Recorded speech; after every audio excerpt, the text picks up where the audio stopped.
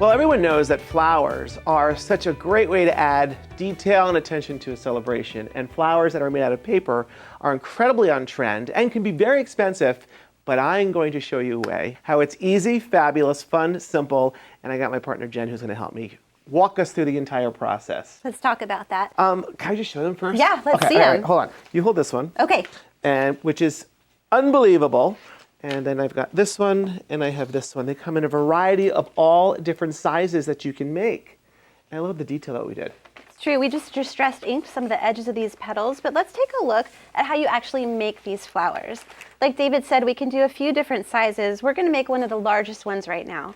Time out, slow down. I want to walk it really slowly because I know a lot of people get nervous when they have to work with a lot of different things. It's a lot of pressure. So I want everyone to know that anyone, and I seriously mean everyone, can do this because it's not difficult, it's very affordable, it's tons of fun, and you can make something for anyone and for every celebration. So now, okay, now I'll let you step into the paper, the product, and the process. Let's do it. So all you need to start is a 6x12 piece of paper, and you're just going to fold that right in half. I'm using a piece of paper from your paper pad collection from Sizzix. Hold on, I'm going to go over here because I want to look at my paper and show everyone how fabulous the different colors. We've used quite a bit of it. I know, it's so popular. It's good. So go ahead. Okay, so to make this, we're going to lay this folded piece of paper right on your platform, and we're using our Sizzix Big Shot Machine. I'm going to use my magnetic platform, and that helps your dies actually stick in place. So if I lift this up, you can see that that's not going to go anywhere. That's going to stay right in place.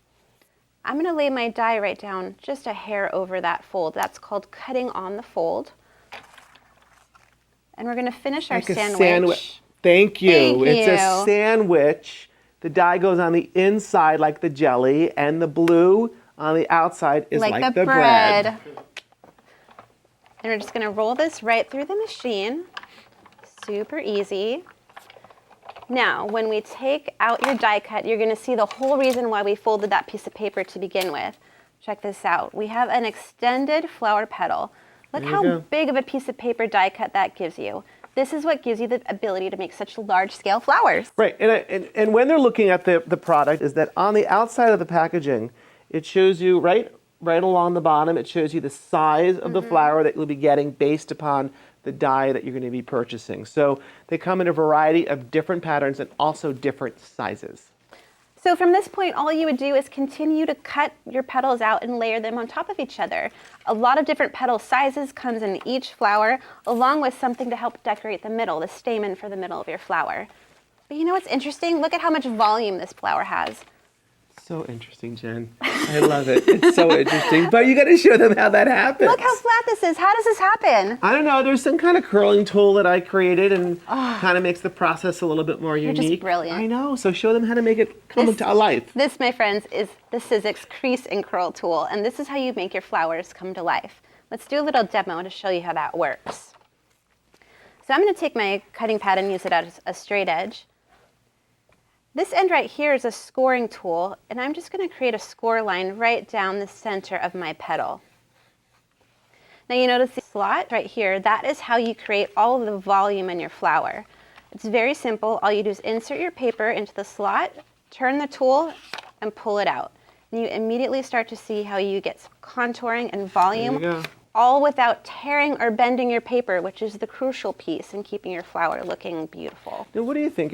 When you're curling the paper, so give them a tip because on this particular one, it was all accented and added some color. Do you think it's important to add the color then curl or curl then color? I think I would add the color and then I would curl it.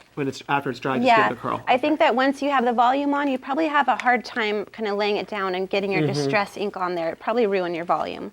I would do that last. There you go. So the trick to this is that as many petals as you make, you keep layering and layering and layering and layering and changing the size, and then you're beginning to build your flower. It's beautiful.